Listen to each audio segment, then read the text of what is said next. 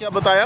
देखिए, cricket match के हवाले से उन्होंने बड़ी तफसीली बात की। उन्होंने कहा कि टेस्ट जो भी टीम जाती है ना, जैसे आपने देखा कि हमारे मैचेस हो रहे हैं तो जो बॉलर्स होते हैं ना वो टेस्ट मैच खेलते हैं, यानी खिलाड़ी होते हैं, उनको खिलाया जाता है और उन लोगों को मैदान में उतारा जाता है। लेकिन उन्होंने जो है वो मुख्तलिफ प्लेयर्स का नाम लेते हुए उन्होंने कहा कि ये बॉलर्स जो हैं, आप देख लें कि उन्होंने एक टेस्ट भी, जैसे रऊफ़ का भी उन्होंने जिक्र किया कि ये नहीं खेले। इसी तरीके से उन्होंने कहा कि एक क्रिकेट है जिससे हमारा पूरी दुनिया में एक मोराल जो है वो इस हवाले से बुलंद है कि हमारी टीम जो है इंटरनेशनल लेवल पर खेली है, इंटरनेशनल लेवल पर जीती है, वर्ल्ड कप हम जीते हुए हैं। और ये एक ऐसा खेल था जिसको मोहसिन नकवी के ज़रिए तबाह कर दिए गए।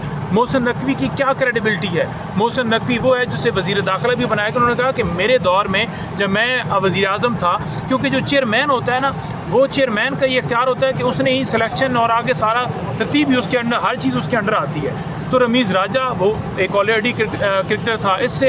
इसके अलावा उन्होंने दूसरे जो उस वक्त चेयरमैन पीसीबी लगाए, वो भी उन्होंने कहा कि उनका एक्सपीरियंस था इसी फील्ड के अंदर। लेकिन मोहसिन नकवी तो ना आज तक कोई क्रिकेट मैच खेला है, ना ही वो कोई कहीं पर बॉलर रहा है, ना कहीं पर वो उसका कोई एक्सपीरियंस है। तो उन्होंने कहा जी कि मोहसिन नकवी को फिल फॉर इस्तीफ़ा देना चाहिए, क्योंकि इसकी कोई क्रेडिबिलिटी जिसका जो उन्होंने कहा कि जरदारी को अपना आइडियल मानता हो और जिसकी क्रेडिबिलिटी ये है कि वो किसी एक मखसूस हल्के के साथ अटैच है, उस बुनियाद के ऊपर उसे आकर यहाँ पर लगाया गया है। तो लिहाजा उन्होंने बड़े ही दुख का इज़हार किया। उन्होंने कहा कि उन्होंने क्रिकेट का बेड़ा गर्क किया है और ये हारने की वजह ये है क्योंकि इसके ऊपर ऐसा बंदा बिठाया गया है जिसकी ना कोई क्रेडिबिलिटी है, ना कोई एक्सपीरियंस है और ना ही उसके पास कोई किसी किस्म का जवाज़ है। अच्छा, इसके साथ साथ जो पार्टी से मुतालिक सुनने में आ रहा है, खान साहब ने आज बड़ी स्ट्रिक्टली हिदायत दी हैं, उस हवाले से क्या बताया खान साहब ने आपको? बिल्कुल, खान साहब ने कहा है, उन्होंने बड़ा कैटेगोरिकली कहा। उन्होंने कहा कि जो भी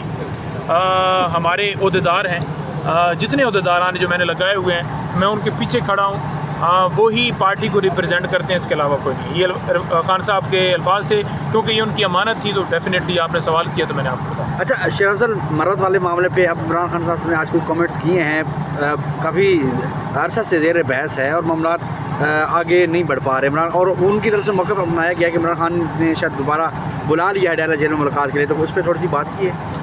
देखिए, शेर अफजल मरवत के हवाले से पहले राजा साहब ने बात कर दी है, उन्होंने मौक़िफ़ दे दिया है, जो बात उन्होंने कर दी है आपने सुन भी ली है।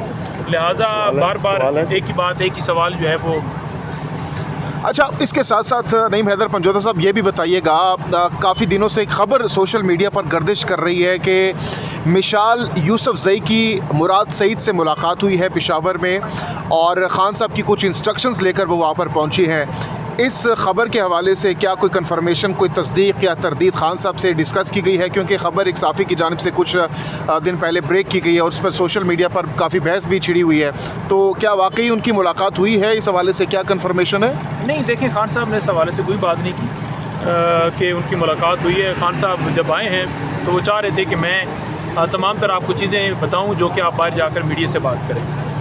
ह्यूमन राइट्स की वॉयलेशंस की जितनी पटिशंस हैं जो कि लाहौर हाई कोर्ट में, Islamabad high court, supreme court के अंदर पेंडिंग्स हैं, उन पर उन्होंने जिक्र किया। चीफ जस्टिस से मुलाकात के हवाले से बात हुई, जो हमारा वफद गया था सिंध के अंदर, उस हवाले से बात हुई, और इंतज़ार पंजोथा ने जो रोल अदा किया लाहौर वाले इलेक्शन के अंदर, उस हवाले से भी बात हुई। और जिस तरह कैदी नंबर 804 के नारे लगे, मैंने उनको बताया कि मैंने कहा खान साहब, लाहौर और हर जगह पर, लाहौर में ख़ास तौर पर कैदी नंबर 804 के नारे सुबह से लेकर शाम तक चलते रहे हैं और आपके नाम पर लोगों ने वोट दिया है, और आपका वोट, आपके नाम का वोट ना पड़ता तो कभी भी वहाँ पर उम्मीदवार ना जीते। तो खान साहब इस बात के ऊपर मुस्कुराए। उन्होंने कहा कि देखें, ये कुछ समझे ना कि ये सिर्फ कोई एक पीटीआई की हद तक या पीटीआई के फॉलोअर्स हैं, ये हर मकातब फ़िक्र तक पहुँच चुका है। शऊर है, शऊर डेफिनेटली जा चुका है। अच्छा, ये ख़बरें भी गर्दिश कर रही हैं कि कुछ पंजाब के जो अरकान हैं, अरकान असम्बली, सूबाई असम्बली, वो कुछ धरने वरने का अडियाला के बाहर प्लानिंग कर रहे हैं। क्या खान साहब की हिदायत के मुताबिक ये प्लानिंग हो रही है और इस हवाले से खान साहब की क्या इंस्ट्रक्शंस हैं?